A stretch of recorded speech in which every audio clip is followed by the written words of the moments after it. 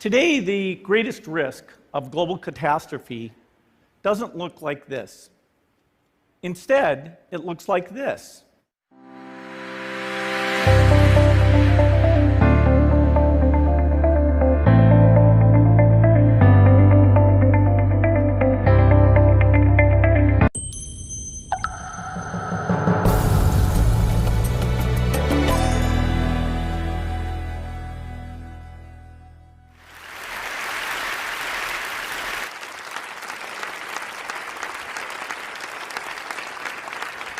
When I was a kid, the disaster we worried about most was a nuclear war. That's why we had a barrel like this down in our basement, filled with cans of food and water. When the nuclear attack came, we were supposed to go downstairs, hunker down, and eat out of that barrel. Today, the greatest risk of global catastrophe doesn't look like this. Instead, it looks like this. If anything kills over 10 million people in the next few decades, it's most likely to be a highly infectious virus rather than a war. Not missiles, but microbes. Now, part of the reason for this is that we have invested a huge amount in nuclear deterrence, but we've actually invested very little in a system to stop an epidemic. We're not ready for the next epidemic. Let's look at Ebola. I'm sure all of you read about it in the newspaper. Lots of tough challenges. I followed it carefully through the case analysis tools we use to track polio eradication. And as you look at what went on, the problem wasn't that there was a system that didn't work well enough. The problem was that we didn't have a system at all. In fact, there are some pretty obvious key missing pieces. We didn't have a group of epidemiologists ready to go who would have gone, seen what the disease was, see how far it had spread. The case reports came in on paper. It was very delayed before they were put online, and they were extremely inaccurate. We didn't have a medical team ready to go. We didn't have a way of preparing people.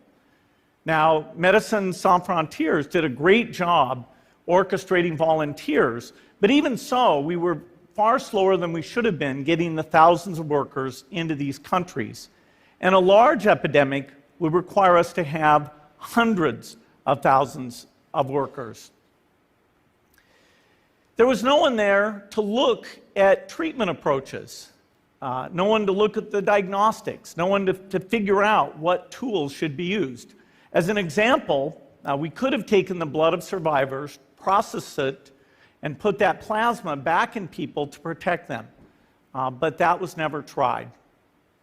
So there was a lot that was missing, and these things are really a global failure. The WHO is funded to monitor epidemics, but not to do these things I talked about. Now in the movies, it's quite different. There's a group of handsome epidemiologists ready to go. They move in, they save the day, but that's just pure Hollywood.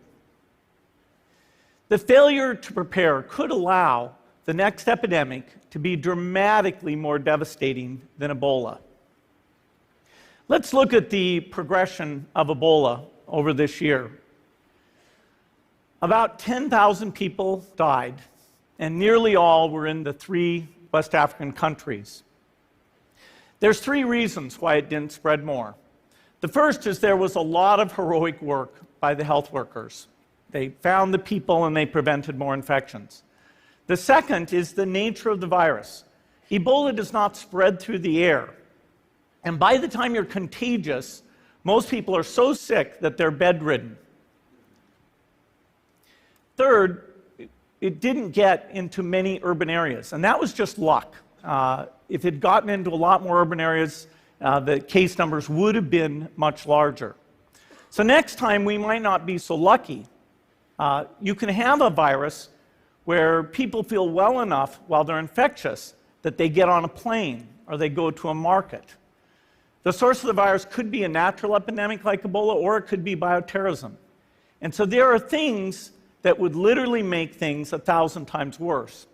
In fact, let's look at a model of a virus spread through the air like the Spanish flu back in 1918. So here's what would happen. It would spread throughout the world very, very quickly.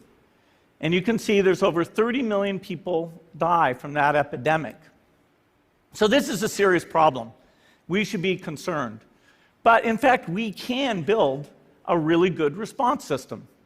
We have the benefits of all the science and technology that we talk about here. We've got cell phones to get information from the public and get information out to them. We have satellite maps where we can see where people are and where they're moving. We have advances in biology that should dramatically change the turnaround time to look at a pathogen and be able to make drugs and vaccines that fit for that pathogen. So we can have tools, but those tools need to be put into an overall global health system, and we need preparedness.